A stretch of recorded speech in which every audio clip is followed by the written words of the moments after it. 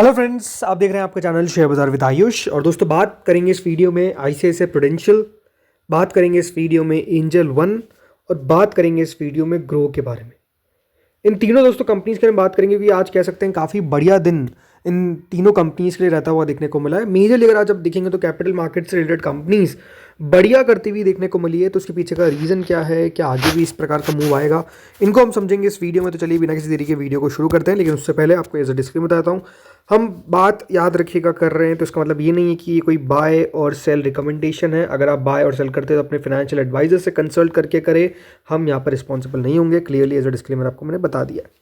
तो शुरुआत दोस्तों बात करते हैं आईसीआईसीआई प्रूडेंशियल एसेट मैनेजमेंट से। देखिए, हाल ही की लिस्टेड कंपनी है और अगर आप लिस्टिंग के बाद भी देखेंगे जो मूव आता हुआ देखने को मिल रहा है, इट्स फिनोमिनल, राइट। 13% याद रखिएगा और शेयर बढ़ चुका है लिस्टिंग के बाद। तो लगातार आप कह सकते हैं कि एक तगड़ा मूव जो है वो आईसीआईसीआई प्रूडेंशियल के अंदर बनता हुआ दिख रहा है। आज के दिन दोस्तों हुआ क्या है कि आज के दिन करीबन 2972 के आसपास का इसने लेवल टच किया है, जो ऑब्वियस सी बात है इसका ऑल टाइम हाई बन चुका है। बड़ी बात क्या है, कंपनी की जो मार्केट कैप है वो 1.45 लाख करोड़ के आसपास पहुंचती हुई देखने को मिल गई है। और अपने आप में कह सकते हैं कि लगातार इसमें एक तगड़ा मूव बनता हुआ देखने को मिल रहा है। आईपीओ में भी अच्छा पैसा बना कर दिया और उसके बाद भी अगर आप देखेंगे तो लगातार तेजी जो है वो यहाँ पर क्लियरली हमको देखने को मिल रही है। अब दोस्तों, आज की तेजी के पीछे का तो बड़ा रीज़न क्या था? बड़ा रीज़न तो डेफिनेटली यही था जो कंपनी के नंबर्स निकल कर आए और नंबर्स के साथ साथ जो कह सकते हैं कि एक्सटेंशन मिलता हुआ देखने को मिला है एस नरेन को। याद रखिएगा, एस नरेन कंपनी के ईडी यानी एग्जीक्यूटिव डायरेक्टर है और इनके अंडर कंपनी ने काफ़ी बढ़िया प्रदर्शन किया है। तो इनको और एक्सटेंशन मिलना, मार्केट्स इसको भी काफ़ी पॉजिटिवली दिख रहा है। देखिए, क्लियरली अगर आपने नंबर्स नहीं दिखे तो आपको एक बार नंबर्स बता देता हूँ वापस से। कंपनी का जो नेट प्रॉफिट था वो लगभग साल पर साल 45% की दर से ग्रो करता हुआ नजर आया। कंपनी की टोटल इनकम 35% की दर से ग्रो करी। कंपनी का रेवेन्यू फ्रॉम ऑपरेशन 23.48% से ग्रो करता हुआ नजर आया। तो जो कंपनी का quarterly average asset under management है, जिसको क्वाम बोलते हैं, वो लोग लगभग दोस्तों 23.2% बढ़ा। ये दिखाता है कि देखिए कंपनी किस प्रकार से ग्रो करती हुई देखने को मिली है। और ये बात ध्यान रखिए, ये एक चैलेंजिंग पीरियड रहा है देखा जाए मार्केट्स के लिए, राइट। बट स्टिल जो एसआईपीज है वो कंटिन्यू हमको देखने को मिल रही है और उस पर कह सकते हैं डबल डाउन कंपनीज कर रही है। इसलिए दोस्तों बाजार भले आप कह सकते हैं उतना कोई खास रिटर्न इन्वेस्टर्स को डिलीवर नहीं कर पाया, बट आई थिंक जो एक एसआईपी को लेकर डिसिप्लिन है वो आता हुआ देखने को मिल रहा है बिटवीन इन्वेस्टर्स। इसीलिए वो बंद नहीं हुई और कंपनीज जो है वो लगातार दोस्तों कह सकते हैं इस पर बढ़िया काम कर रही है। और क्लियरली आप कह सकते हैं कि ये फ़ायदा कंपनी को होता हुआ देखने को मिला। इसीलिए आप कह सकते हैं सबसे अच्छे नंबर्स आपको देखने को मिले किसके, आईसीआईसीआई प्रूडेंशियल एसेट मैनेजमेंट के। और इसीलिए लगातार जो शेयर है वो बढ़ता हुआ देखने को मिल रहा है। ये ध्यान रखिएगा, जो कंपनी के एग्जीक्यूटिव डायरेक्टर है यानी एस नरेन, जिनका नाम पूरा नाम शंकरन नरेन है, उनको याद रखिएगा 2 साल का एक्सटेंशन मिला है। तो ये भी अपने आप में इंपॉर्टेंट बात है कि 2 साल का एक्सटेंशन मिला है। इसके अलावा दोस्तों ये भी बताया गया था कि आज के दिन कंपनी का जो लॉक इन था 7 मिलियन शेयर्स का, वो भी ओपन होता हुआ देखने को मिला। बट स्टिल उसका कोई बहुत बड़ा असर जो है वो नेगेटिव तो पड़ता हुआ देखने को नहीं मिला। प्लस इसके ऊपर ब्रोकरेज रिपोर्ट भी आई है जिसमें दोस्तों प्रभुदास लीलाधर एसेट मैनेजमेंट की तरफ से दोस्तों प्रभुदास लीलाधर की तरफ से रिपोर्ट आती हुई देखने को मिली है। और प्रभुदास लीलाधर ने याद रखिएगा जो टारगेट दिया है कंपनी का, वो दिया है दोस्तों 3300 का। तो आप समझिए कि शेयर को यहाँ से और उनको लगता है कि ऊपर जाता हुआ देखने को मिलेगा और यहाँ से और बढ़ता हुआ देखने को मिलेगा। अभी 2900 रुपये के आसपास चल रहा है और 3300 का टारगेट दिया जा रहा है। बट अगेन ये बात ध्यान रखिए, ये सारी कंपनी जो है ये लॉन्ग टर्म स्टोरी वाली कंपनी है।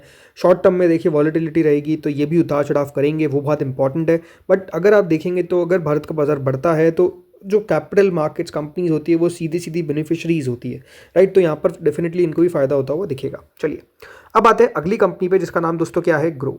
आज के दिन ग्रो भी आप कह सकते हैं काफ़ी बढ़िया करता हुआ देखने को मिला। इसके भी याद रखिएगा नंबर्स निकल कर आए थे और नंबर्स के बेसिस पे शेयर जो है वो चलता हुआ नजर आया। अब सबसे इंपॉर्टेंट बात तो देखिए यहाँ पर जो ग्रो है वो आज 4% बढ़ता हुआ देखने को मिला है। और इसके मेजरली पीछे का रीज़न जैसे मैंने कहा Q3 रिजल्ट्स है, लेकिन पॉजिटिव ब्रोकरेज कमेंट्री भी है। ये भी अपने आप में इंपॉर्टेंट है कि जो ब्रोकरेजेस है उनका व्यू पॉजिटिव देखने को मिल रहा है। पहले आपको मैं ग्रो के ब्रोकरेज टारगेट्स बताता हूँ कि क्या ब्रोकरेजेस जो है वो टारगेट देती हुई नजर आ रही है। तो इस पर देखिए मोतीलाल ओसवाल का टारगेट निकल कर आया है, जो उन्होंने कर दिया 190 रुपीज़। याद रखिएगा रिवाइज किया है फ्रॉम 185। पहले टारगेट दिया गया था अराउंड 185 का, 190 का दे दिया, यानी बढ़ाया टारगेट। सिटी रिसर्च की अगर बात करते तो याद रखिएगा आज इन्होंने अपनी जो रिसर्च है वो कंपनी पे इनिशिएट करी है। 190 का टारगेट जो है वो दिया गया, याद रखिएगा। तो यहाँ पर भी आप कह सकते हैं बाय रेटिंग है।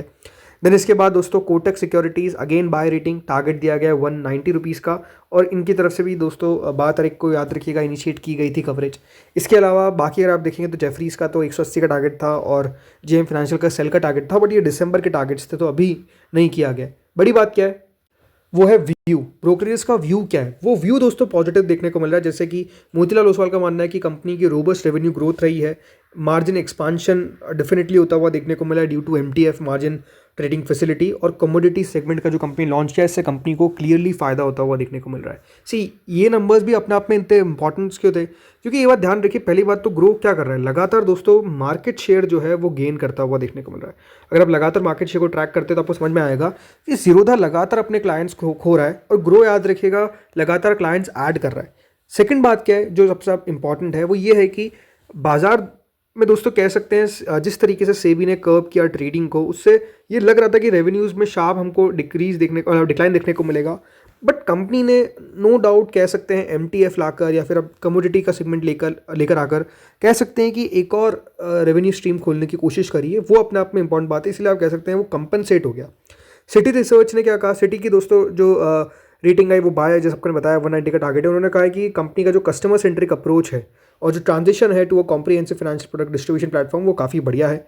कोटक सिक्योरिटीज़ ने 190 का टारगेट दिया, जिसमें उनका मानना है कि 35% का ईपीएस CAGR ग्रोथ रहेगा ओवर FY 26 to 28, जिस तरीके से कोर ब्रोकिंग ग्रोथ और एक्सपांशन हो रहा है नए सेगमेंट्स के अंदर। तो ये आप समझ सकते हैं कि ये व्यू थे, पॉजिटिव व्यू थे जो कंपनी के ऊपर आते हुए देखने को मिले। एनालिस्ट की जो कमेंट्री थी वो क्लियरली पॉजिटिव थी, इसीलिए आप कह सकते हैं दोस्तों ग्रो बढ़ता हुआ देखने को मिला है। बट अभी भी देखा जाए तो वैल्यूएशन कहा जा सकता है कि थोड़ा सा महंगा नजर आता है। बट अगेन ये अगर देखा तो नंबर 1 आप कंपनी आपको देखने को मिल चुका है, याद रखिएगा जो प्लेटफॉर्म है, और आई थिंक उसका भी एक एक्स्ट्रा वैल्यूएशन जो है वो मार्केट यहाँ पर प्रोवाइड कर रहा है इस कंपनी को।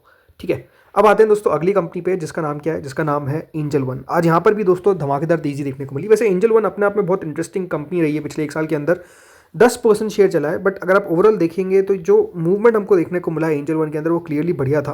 बट एक समय पे बहुत बड़ी तेज़ी देखने को मिली, उसके बाद दोस्तों एक कंसोलिडेशन के फेज़ में कंपनी क्लियरली जाती हुई देखने को मिली है। ये बात इंपॉर्टेंट है कि याद रखिए एक कंसोलिडेशन का जो फेज़ है वो हमको शुरू होता हुआ देखने को मिला है, और वो जो शुरू हुआ है अभी कह सकते हैं कंसोलिडेशन के फेज़ को क्या ब्रेक कर पाएगा, ये इंपॉर्टेंट बात है। बिकॉज 5 जनवरी 2024 के अंदर कंपनी, और आज अगर आप देखेंगे 16 जनवरी 2026 में स्टिल 26-27% नीचे दिखता है। लेकिन बात क्या है कि एंजल वन दोस्तों लगातार बढ़िया करता हुआ देखने को मिल रहा है।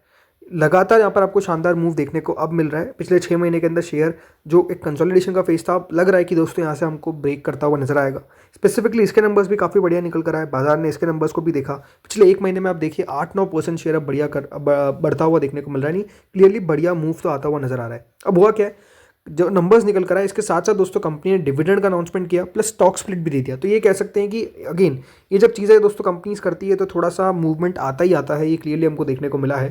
पहली बात है दोस्तों कंपनी ने याद रखिएगा 23 रुपीज़ का इंटरिम डिविडेंड अनाउंस किया है, प्लस 1:10 का स्टॉक स्प्लिट है।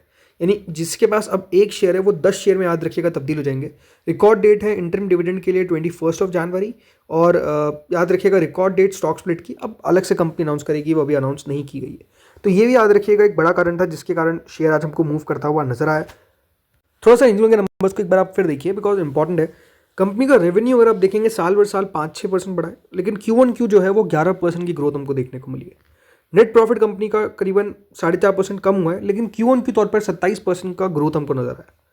जो कंपनी का EBDAT है ये भी अगर आप देखेंगे तो ऑलमोस्ट 405 करोड़ पर आता हुआ दिखा। ओवरऑल 25% यहाँ पर ग्रोथ देखने को मिल गई।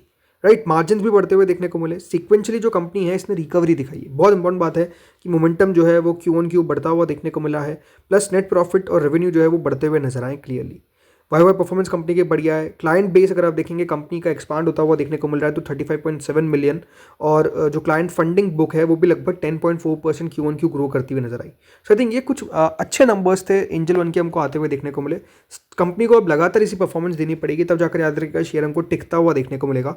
बाकी बढ़िया है। तो दोस्तों इस वीडियो में तो इतना ही था। ये 3 कंपनीज थी जिसको हमने आज इस वीडियो में देखा। होपफुली आपको वीडियो बढ़िया लगा होगा। अगेन कोई बायोसेल रिकमेंडेशन नहीं है, तो आप अपने फाइनेंशियल एडवाइजर से कंसल्ट करके कुछ भी कर सकते हैं। याद रखिएगा बायोसेल हमने नहीं कहा है। Thank you friends for watching this video.